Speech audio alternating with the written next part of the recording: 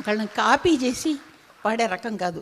పైగా తను ఎట్టంటి పాడిస్తే అట్టంటి పాట పాడటం, ఏ పాట అన్నా ఇవ్వగాక దాన్ని ఒరిజినల్ మ్యూజిక్ డైరెక్టర్ చెప్పిన దానికంటే కూడా ఎక్కువగా పాడడం. తర్వాత గ్రాస్పింగ్ పవర్, వెంటనే 2 నిమిషాల్లో పాట ఎంత తొందరగా నేర్చుకునేవాడు అంటే అంత తొందరగా నేర్చుకుని పాడేవాడు. ఒక్కొక్కసారి చెప్పకూడదు కానీ పిచ్చి భాషలు వేసేవాడు. రికార్డింగ్లో ఒక్కొక్కసారి ట్రాకులు తీసినప్పుడు ముందు నేను పాడేసి వెళ్ళిపోతా అనేవాడు, ఎందుకంటే నేను లేట్ చేస్తానని.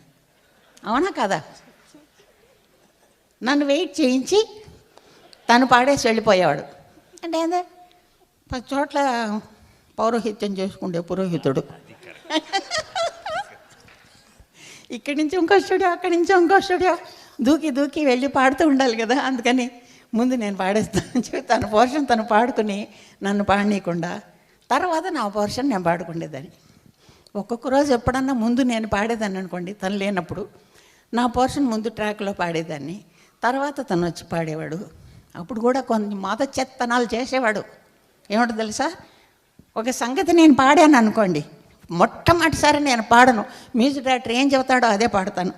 తర్వాత పల్లవంతా అయినాక రిపిటేషన్లో కానీ చరణం ఎండలో కానీ నేను సొంతంగా ఒక సంగతి వేసుకుంటా. తనేం చేసేవాడు, మొట్టమొదటి పల్లెల్లోనే నేను పాడిన సంగతి పాడేసేవాడు. పాడితే తనది విని అది నేను పాడినట్టు అవుతుంది కదా. నేను పాడిన దాన్ని తను పాడతాడు. కానీ అది ఎవరికి తెలుసు, బయట రికార్డింగ్ వచ్చాడు, రికార్డు బయటకు వచ్చేప్పటికీ ముందు తను పాడి ఉంటాడు కదా. ఆహా, బాలసుబ్రహ్మణ్యం ఎంత బాగా పాడా, అది విని జానికి ఎట్టగే పాడింది అనే చెడ్డ పేరు నాకు. అవునా? ఇటంటే నీ చిలి విషయాలు చాలా ఉండేవిలేండి. రికార్డింగ్ పాడుతుంటే అక్కడ నుంచి నీ ఎదురుగుండా కోచ్ చేష్టలు చేయడం, ఇంగి అంటూ ఉంటాం. ఎందుకంటే నేను తప్పాలని, పాట తప్పిపోవాలని, తప్పులు పాడాలని.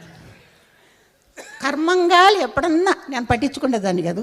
ఎప్పుడన్నా చిన్న మిస్టేక్ చేశాను అనుకోండి, ఈ మైకులో లోపల రికార్డ్ చేసే చోట అందరూ కూర్చుంటారు, వాళ్ళందరూ వినేట్టు, ఏంటండి జానకి గారు ఇన్నాళ్ళు పడితే ఇంత పెద్ద సింగర్, మీరు తప్పులు పాడడం ఏంటి అనేవాడు.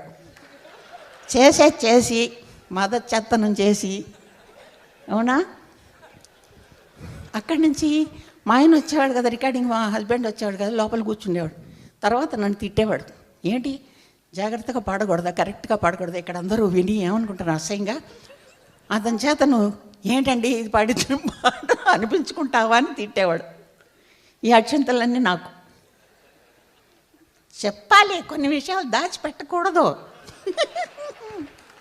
చాలే వేషాలు.